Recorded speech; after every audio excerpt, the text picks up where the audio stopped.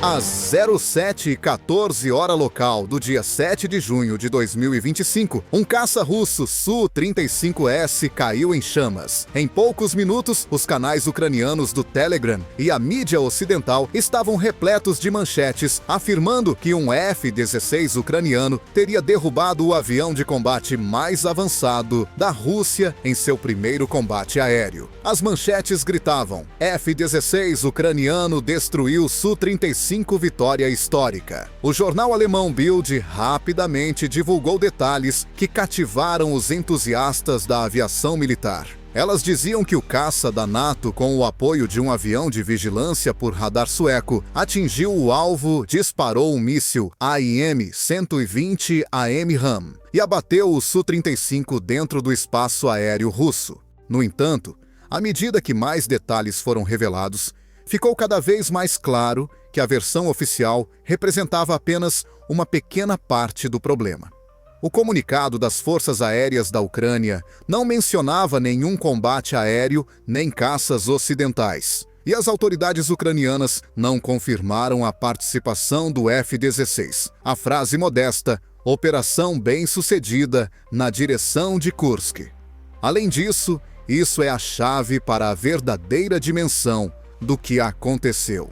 Atualmente é extremamente importante compreender o verdadeiro quadro dos acontecimentos, tendo em conta o agravamento do confronto entre a Ucrânia e a Rússia em toda a linha da frente. Desde o final de junho, começou uma ofensiva russa em grande escala contra Kharkiv. As tropas russas aumentaram o número de ataques às regiões de Sumy e Chernihiv. Cada incidente no céu tem um significado estratégico em condições de caos e tensão. Além disso, quem destruiu o Su-35 russo nas profundezas do seu território, se os F-16 realmente não participaram nisso?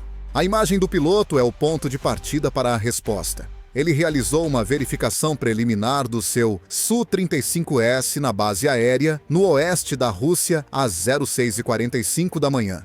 À primeira vista, trata-se de uma tarefa padrão patrulhar a uma altitude de 8 a 9 quilômetros na região de Kursk-Sumy. O objetivo é impedir que a aviação ucraniana preste assistência às operações terrestres. Lembre-se de que o Su-35S é um avião incomum. É o auge da indústria aeronáutica russa. Utilizando motores com vetor de empuxo controlável, o seu radar IRB-Z é capaz de detectar alvos a uma distância de até 400 cm e tem uma manobrabilidade que os caças convencionais não conseguem atingir. No papel, é uma arma temível capaz de enfrentar o F-16 e qualquer outro avião ocidental. No entanto, em 7 de junho, os documentos não puderam enfrentar a realidade. Naquela manhã, a Rússia tinha um motivo importante para estar confiante. A sua inteligência informou que não havia nenhuma atividade do F-16 no setor norte. E isso era verdade.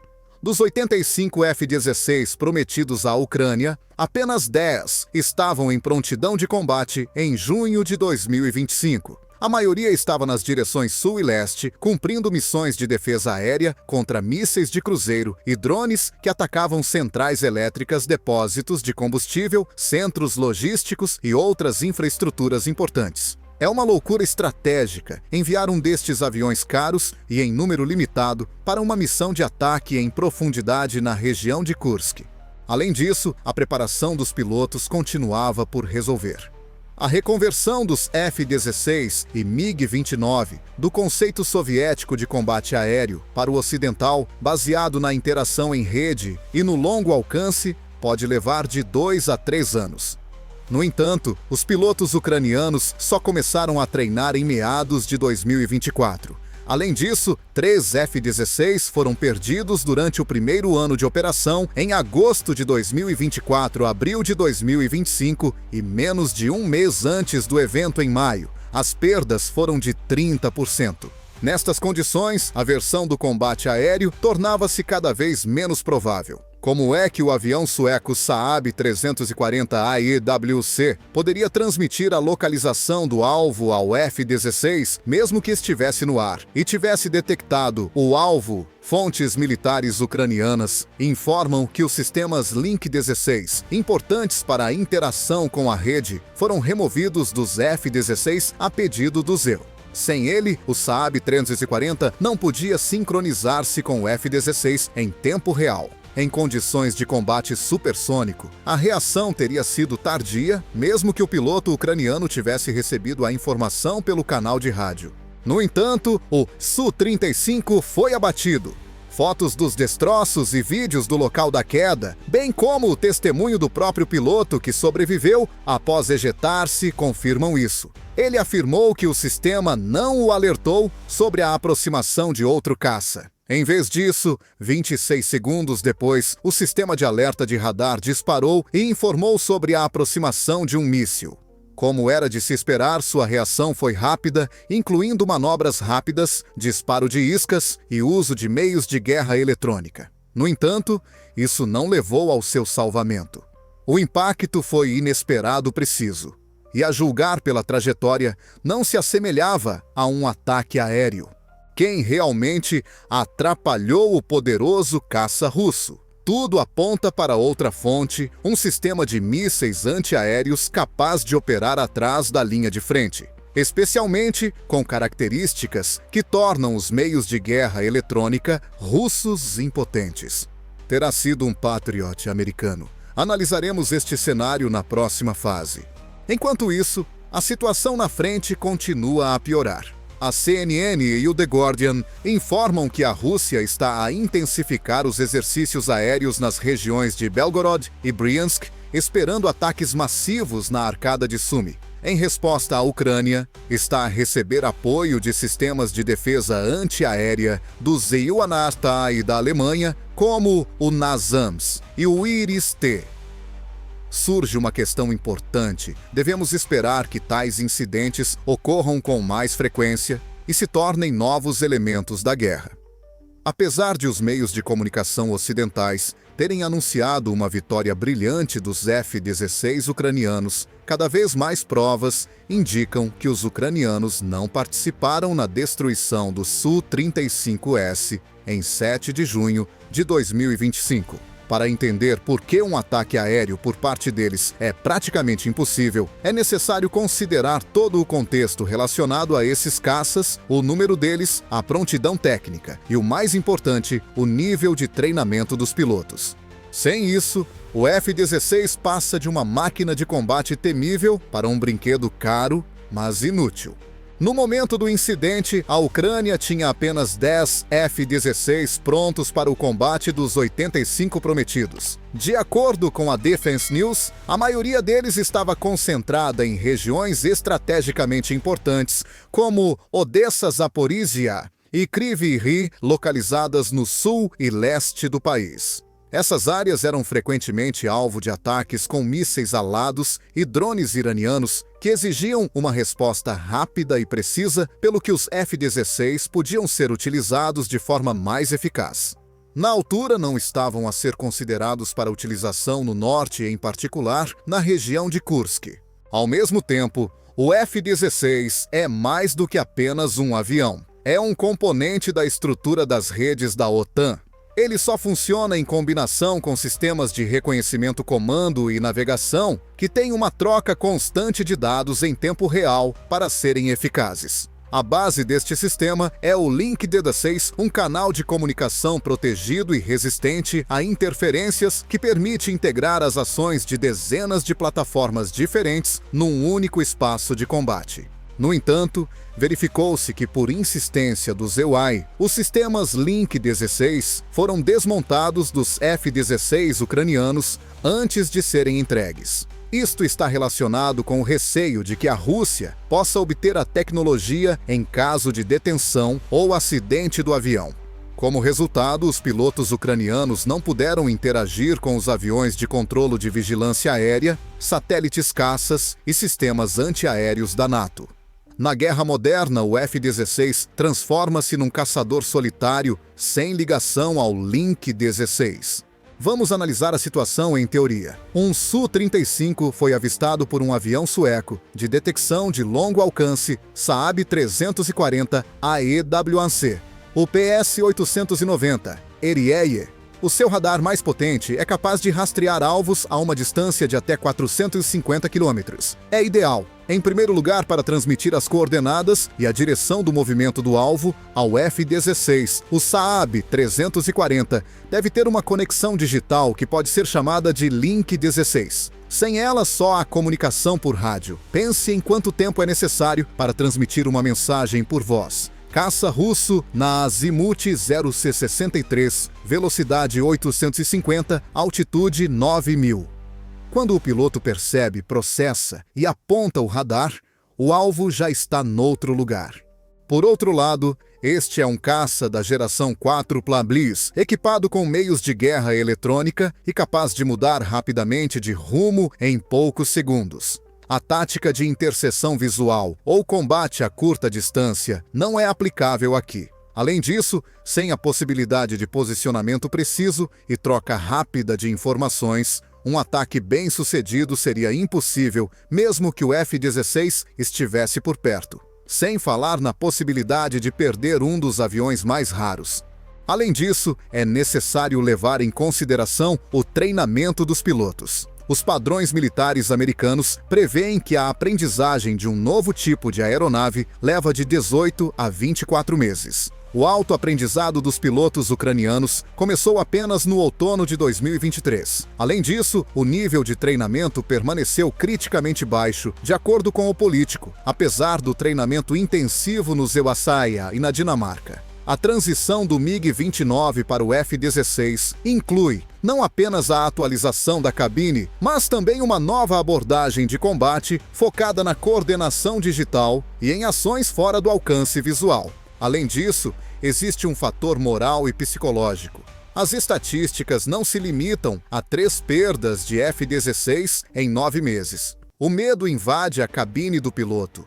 Um avião abatido é um acidente. 3 representam uma ameaça sistêmica. O comando não pode se dar ao luxo de perder equipamentos que chegam aos poucos, mesmo que os pilotos estejam dispostos a arriscar, especialmente em um momento em que a Rússia está reforçando seus meios de defesa aérea ao longo de toda a fronteira. Também é necessário levar em consideração o contexto político. Com o regresso ao poder em janeiro de 2025, a atitude em relação ao apoio à Ucrânia tornou-se mais seletiva. O Congresso discutiu a ajuda financeira uma vez que o fornecimento de equipamento abrandou.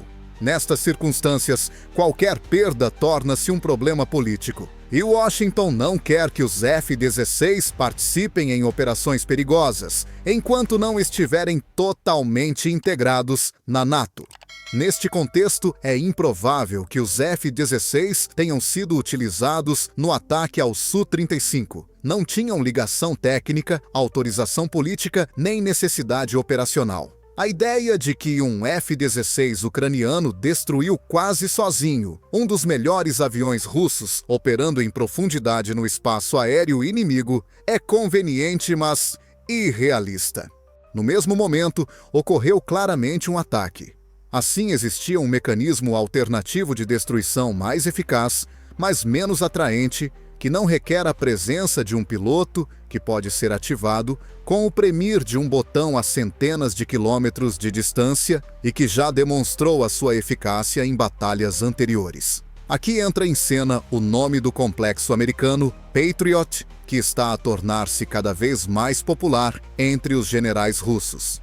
Quem realmente detectou o Su-35 russo e forneceu as coordenadas para a sua destruição se o F-16 não conseguiu atacar? Tudo indica que os aviões suecos de detecção de longo alcance Saab 340 AEWAC desempenharam um papel importante nesta operação. No entanto, à primeira vista, a situação aqui não é tão clara quanto parece. Estas plataformas modernas foram realmente entregues à Ucrânia na primavera de 2025 e uma delas, segundo o Svenska Dagbladet, já se encontrava na zona de responsabilidade do comando da Força Aérea Ucraniana no início de junho.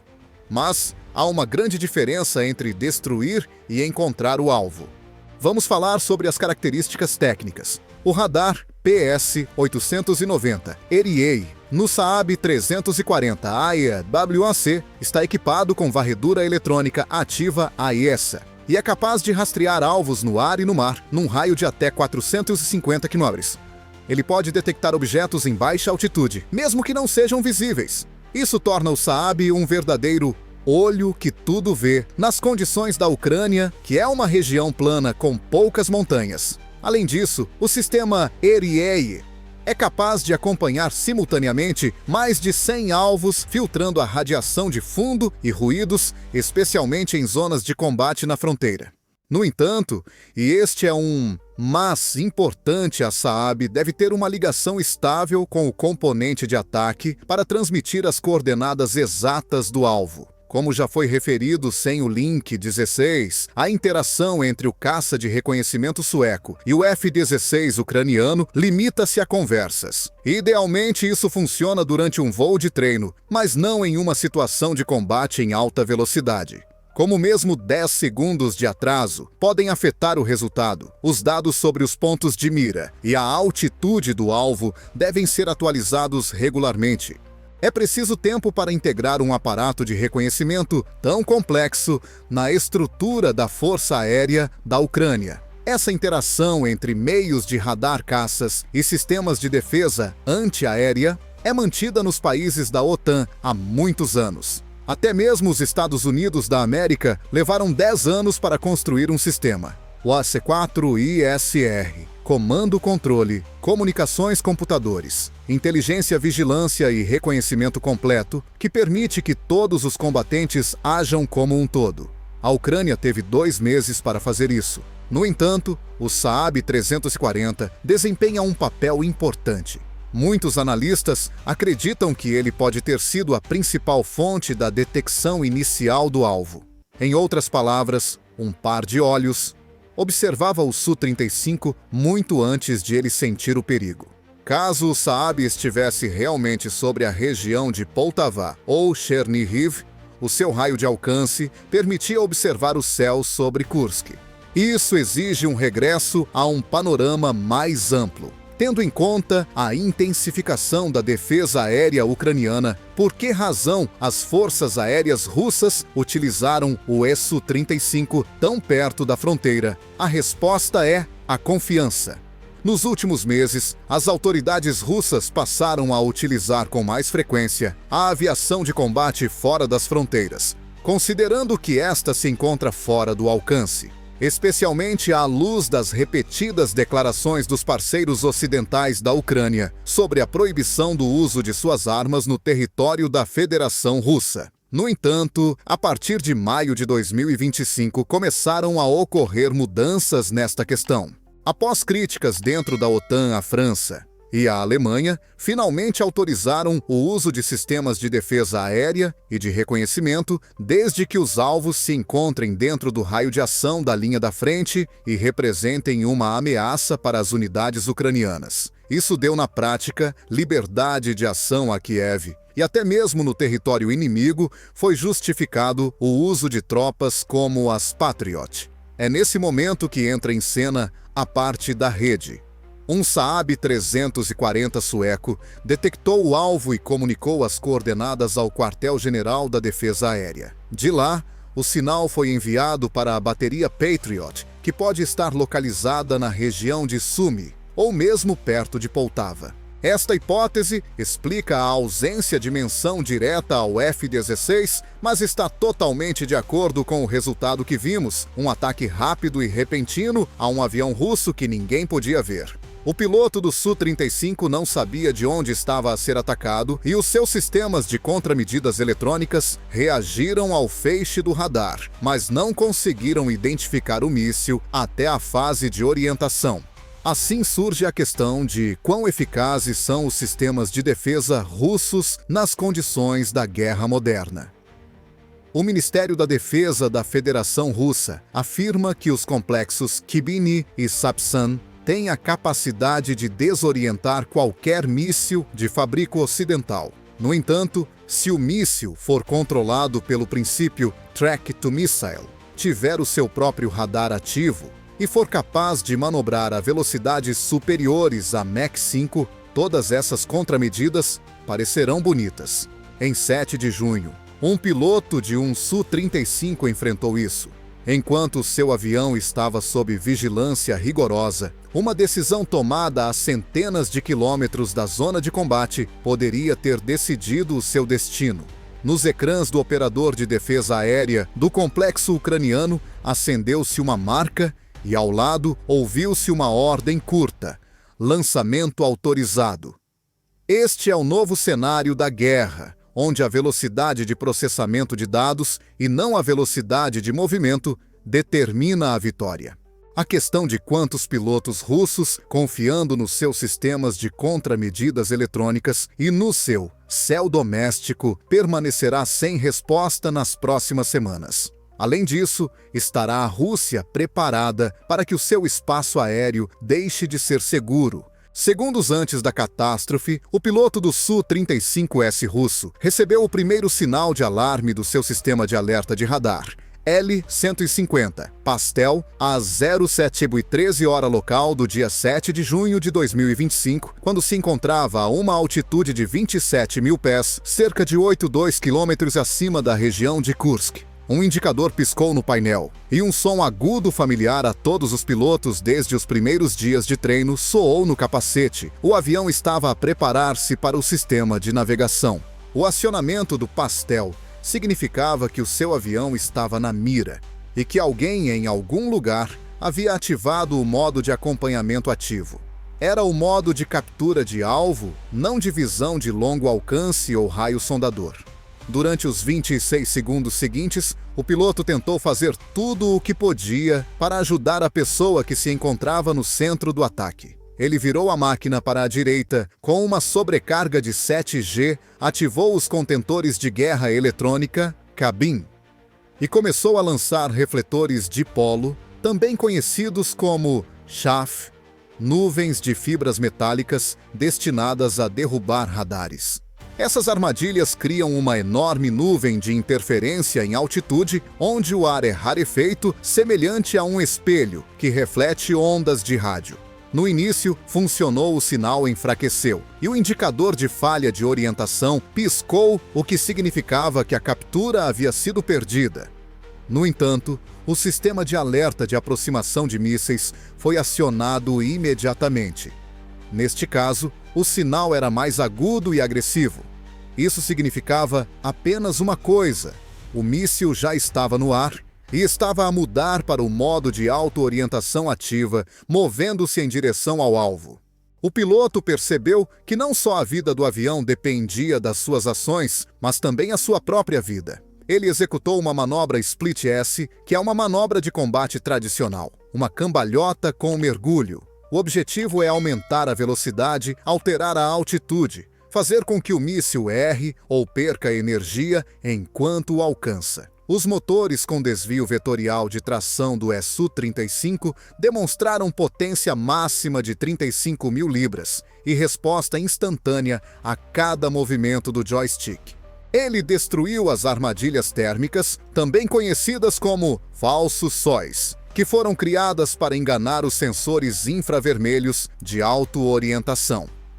No entanto, o míssil não detectou o calor. Ele não era quente, mas procurava o alvo com a ajuda de radares. Foi um momento decisivo. Os analistas da Jane's Defense Weekly descobriram que o comportamento do míssil correspondia ao chamado esquema de orientação Tracking Missile. O míssil recebe um sinal de um radar externo até um determinado momento e, em seguida, ativa a sua própria cabeça de orientação GSN e torna-se autônomo. Como resultado, os meios convencionais de guerra eletrônica não conseguem cegá-lo ou bloqueá-lo. Independentemente da fonte de orientação, o míssil ataca assim que vê o alvo.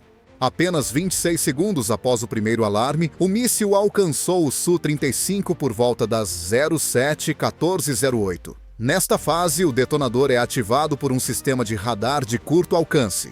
Quando a estrutura metálica se aproxima a uma distância mínima, o detonador é acionado automaticamente. A ogiva explode, criando uma nuvem de estilhaços com um raio de vários metros. O piloto teve a oportunidade de puxar a alavanca de ejetar. O sistema K-36DM é um dos melhores do mundo, pois foi concebido para situações de emergência envolvendo alta velocidade e condições complexas. Os parafusos explosivos dispararam a lanterna da cabine, e o assento em que o homem estava sentado foi lançado para cima com uma aceleração de 20 Gram. Durante alguns segundos, o piloto ficou em queda livre até que o paraquedas se abriu. Nesse momento, ao subir no ar, ele viu o que era o orgulho da aviação russa apenas 1 minuto antes. O seu Su-35 caiu no chão, deixando um rasto de fumo. Meia hora depois, as primeiras imagens dos destroços apareceram nos canais do Telegram. Fotos da fuselagem e de parte da asa com o número de série foram divulgadas em publicações locais na região de Kursk. Mais tarde, o Ministério da Defesa da Rússia confirmou o facto de perda de contato com um dos aviões, mas não forneceu detalhes adicionais. O lado ucraniano afirmou apenas que a operação na direção de Kursk foi bem sucedida. É interessante que nenhum vestígio de equipamento aeronáutico foi encontrado no local da queda. Não havia sinais de combate aéreo nem destroços do F-16. Tudo indicava que o ataque tinha sido lançado a partir do solo. O comportamento do míssil durante a fase terminal de orientação demonstra que ele se movia em alta velocidade em um arco elevado. Ao contrário dos mísseis aéreos AIM-120, isso é característico dos sistemas antiaéreos modernos. Ben Hodges, analista dos Estados Unidos, afirmou na CNN International que a derrota do Su-35 foi uma lição para conflitos futuros onde os conceitos tradicionais de combate aéreo estão a tornar-se obsoletos. Cada vez mais, vitórias no ar são obtidas por baterias de defesa antiaérea conectadas a reconhecimento e satélites e não por caças. Quem tem a melhor rede e não quem tem o avião mais rápido vence esta guerra. O incidente de 7 de junho não foi acidental. Já em maio, supunha-se que o A-50 russo, um avião de detecção de radar de longo alcance, tinha sido abatido por baterias Patriot ucranianas localizadas na região de Chernihiv. Em janeiro, 2 aviões Su-35 foram avistados na região de Briansk. Os ataques foram realizados sem aviso prévio a grande distância e, o mais importante, sem a participação de pilotos. Isso mostra que o sucesso da Ucrânia nos céus agora não depende da quantidade de caças. A morte do Su-35 e não do F-16 é explicada pela coordenação precisa, pela inteligência e pelas plataformas de rede. Para os comandantes russos que até agora achavam que a sua aviação era superior à ucraniana, isso foi inaceitável.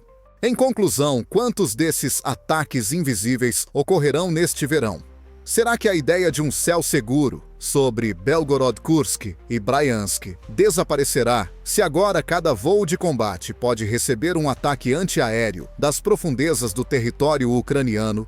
Depois que a poeira baixou e os destroços do Su-35 se extinguiram num campo ao sul de Kursk, os especialistas começaram a recolher provas. Uma das questões mais importantes a responder era com o que exatamente o caça russo foi abatido. Como se viu, a resposta foi encontrada no solo em minas de concreto e em lançadores móveis do sistema de defesa antiaérea MiM-104 Patriot dos Eriewara, que mudou as regras nos céus da Ucrânia. O Patriot não é apenas um sistema de defesa, é uma ilustração da superioridade tecnológica do Zeleanawa, que foi criado como um componente de defesa integrada e não apenas para proteger um único alvo. De acordo com reportagens do The New York Times e do Die Welt, foi precisamente a bateria Patriot PAC-3 MSE, implantada na primavera de 2025 na região de Sumy, que pode ter sido usada para o ataque de 7 de junho. Além disso, Os impactos foram tão precisos que o piloto não conseguiu determinar de onde vieram. A nova versão do míssil PAC-3 MSE possui capacidades que mudam completamente a noção de defesa antiaérea. A sua velocidade ultrapassa 5 Mach. O seu alcance é de 160 km e a altura de impacto é superior a 22 km. Além disso, a ogiva de auto-orientação está equipada com um radar ativo, o que torna o míssil praticamente invulnerável ao Su-35. A principal diferença é o método de orientação conhecido como Tracking Missile, no qual o sistema não transmite todas as informações ao míssil de uma só vez, mas regula o seu voo durante o processo, permitindo que o míssil pense por si mesmo na fase final. Isso torna o Patriot especialmente eficaz no combate a alvos manobráveis, como caças de alta velocidade e manobras evasivas complexas.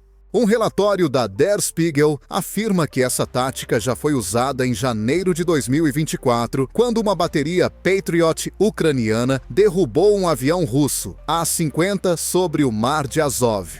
Apesar de o A-50 ser considerado um dos aviões mais protegidos da Rússia, o míssil contornou todos os sistemas de guerra eletrônica naquele momento. Em maio do mesmo ano, 2 alvos Su-35 foram avistados na região de Briansk.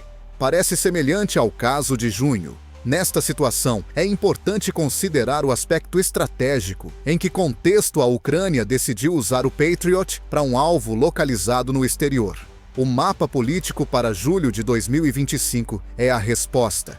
Nos Estados Unidos, começou uma reorganização de prioridades após o retorno de Donald Trump ao poder.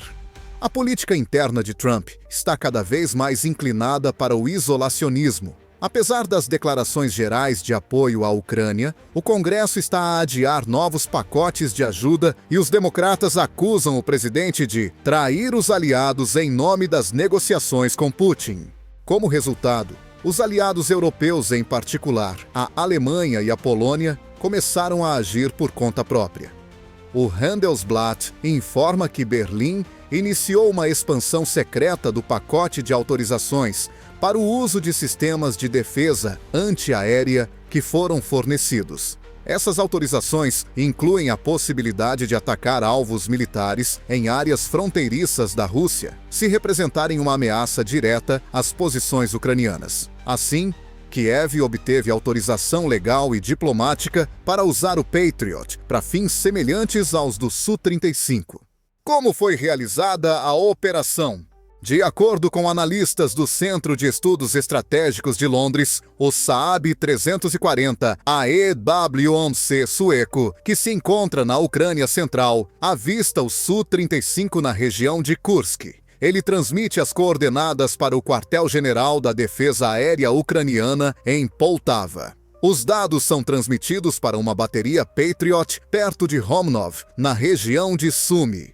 Como o míssil está a uma distância de 120 e 140 quilômetros do alvo, está idealmente dentro da zona de risco. Em seguida, ocorre uma sequência padrão de ações, lançamento, correção da trajetória média, entrada do míssil em alto guiamento ativo e destruição do alvo. Apesar de o avião estar a grande altitude e não esperar um ataque pela retaguarda, ele não consegue reagir a tempo. Além disso, mesmo que ele ative o REB e elimine as armadilhas, isso não levará à sua salvação. Correção de rota demasiado precisa e velocidade demasiado elevada do míssil.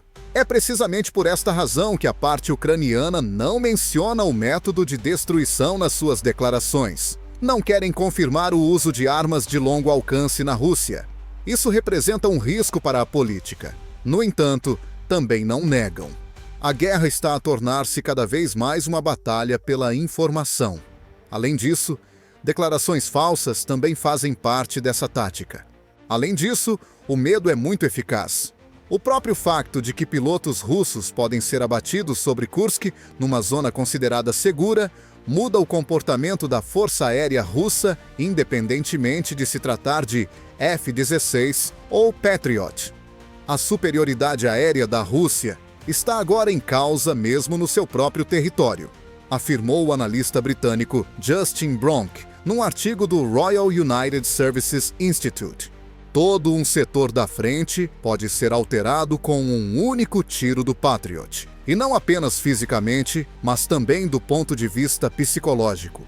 Atualmente, cada voo de Belgorod, Voronezh, Kursk ou Briansk é um potencial bilhete só de ida. Neste contexto, surge uma questão lógica: em que momento esses ataques se tornarão sistemáticos se a Ucrânia já pode atacar aviões russos a 100 quilômetros da fronteira? Além disso, Moscou está preparada para que as suas forças aéreas fiquem isoladas, não em Kiev, mas na sua própria região. A guerra moderna está a afastar-se rapidamente da imagem habitual, que inclui pilotos em capacetes herméticos, duelos aéreos rápidos e manobras que podem levar à catástrofe. Em vez disso, o conflito de algoritmos, redes sensores e botões pressionados por operadores a centenas de quilômetros da zona de impacto ocorre silenciosamente, mas de forma implacável. A destruição do Su-35 sobre a região de Kursk em 7 de junho de 2025 não é apenas um episódio da guerra aérea. É um símbolo da transformação da própria natureza.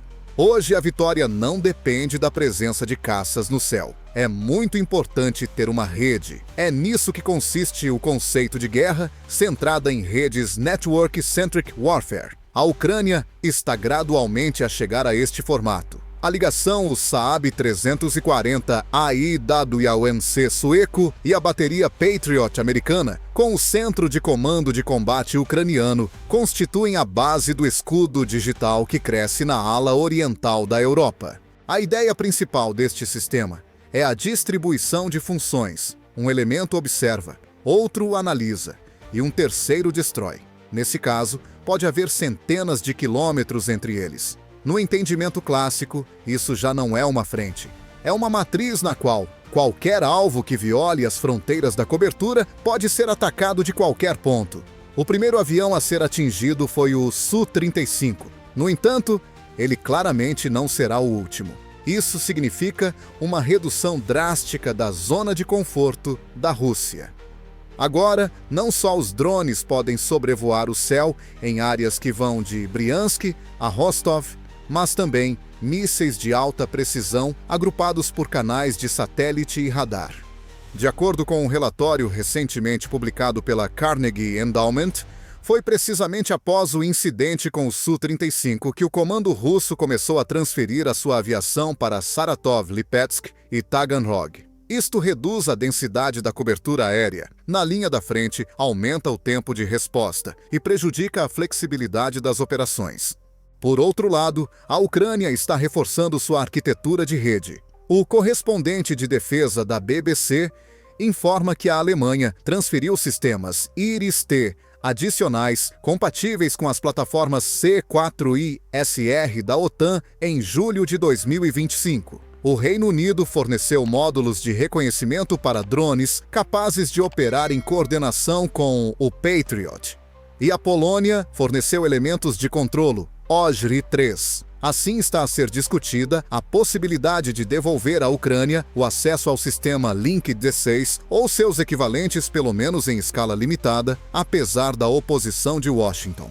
Uma reviravolta política interessante, apesar da retórica interna. América em primeiro lugar, a administração Trump é cada vez mais obrigada a reagir a eventos em que a passividade dos Estados Unidos se torna demasiado evidente. A Casa Branca concordou em reforçar a defesa aérea ucraniana através de financiamento oculto, através de aliados sob pressão do Pentágono e do Congresso. Na prática, está a ser apoiado o que é formalmente proibido. Essa dualidade não só evita irritar os eleitores dentro do país, como também impede a derrota da Ucrânia. Ao mesmo tempo, as frentes fora da Ucrânia estão a intensificar-se. No Cáucaso do Sul, está a escalar o conflito entre a Armênia e o Azerbaijão, no qual participam forças de paz russas. O Irão está a realizar novos testes com mísseis. No Oceano Pacífico, a China está a intensificar as suas atividades perto de Taiwan.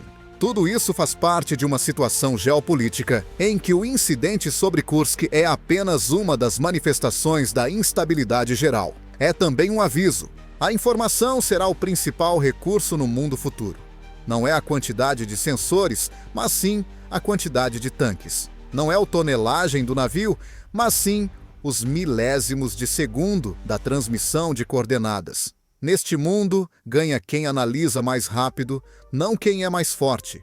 Não foi porque o F-16 era melhor que o Su-35 perdeu. Ele perdeu porque estava sozinho no céu, onde mesmo o avião mais perfeito seria ineficaz se não tivesse o apoio do sistema. O principal obstáculo que a Rússia enfrenta é essa consciência.